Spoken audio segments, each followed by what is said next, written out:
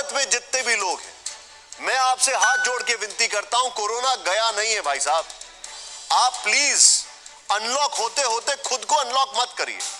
ये दो खबरें जरा ध्यान से देखिए आप। कोरोना के डेल्टा वेरिएंट पर डॉक्टर फाउची का डराने वाला बयान। डॉक्टर फाउची ने कोरोना के डेल्टा वेरिएंट को बताया ज्यादा खतरनाक।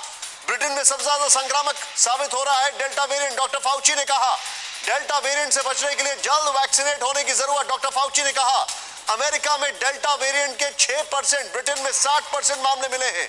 अभी तक कम से कम 60 देशों में फैल चुका है डेल्टा वायरस। कभी भी खत्म नहीं होगा। जर्मनी के Heidelberg institute of global health का दावा, विश्व के उत्तरी और दक्षिणी देशों में ज्यादा कहर, गर्मी हो या सर्दी, हमेशा जिंदा रहेगा कोरोना। स्टडी में 117 देशों के आंकड़ों के आधार पर किया गया यह दावा जनरल साइंटिफिक में रिपोर्ट को प्रकाशित किया गया है। ये इस वक्त की बड़ी खबर मैं आपको बता रहा हूं। तीसरी लहर को लेकर, थर्ड वेव को लेकर जो साइंटिफिक रिपोर्ट आई है, एसबीआई की रिसर्च रिपोर्ट में जो फाइंडिंग सामने आई है, उस पर एक नजर डाल लेते हैं। एक्सपर्ट्स के मुताबिक लहरों का आना जाना लगा रहता है, तीसरी लहर भी आएगी। रॉयटर्स के सर्वे में यह बात कही गई। 85% विशेषज्ञों का दावा है कि अक्टूबर में तीसरी लहर सामने आएगी।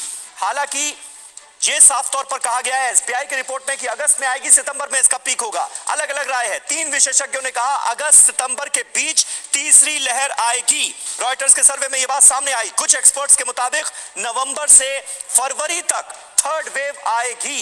यानी अलग अलग पीरियड के बारे में अलग अलग विशेषज्ञ अपनी राय दे रहे हैं। पाबंदियों में ढील दी गई तो यह भयावह साबित हो सकता है। थर्ड वेव और ज्यादा खतरनाक हो सकती है, यह कहा गया है। 65% वैज्ञानिकों का क्या दावा है? दावा यह है कि बच्चों के लिए रिस्क ज्यादा है। इसको लेकर भी अलग अलग फाइंडिंग सामने आई हैं। बहुत सारे एक्सपर्ट्स और खुद एम्स के डायरेक्टर डॉक्टर रणदीप गुलेरिया ये मानते हैं कि बच्चों को ज्यादा रिस्क है। यह कहना साइंटिफिक नहीं होगा, लेकिन बहुत सारे एक्सपर्ट्स ऐसा मान रहे हैं। 70% एक्सपर्ट्स का अनुमान है कि वैक्सीनेशन से हालात काबू में रहेंगे। ये साफ तौर पर बड़ी फाइंडिंग्स हैं।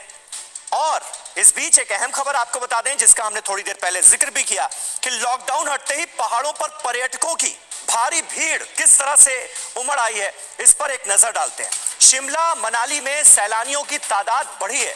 मनाली में पार्किंग फुल है। सड़कों पर गाड़ियों की लंबी लंबी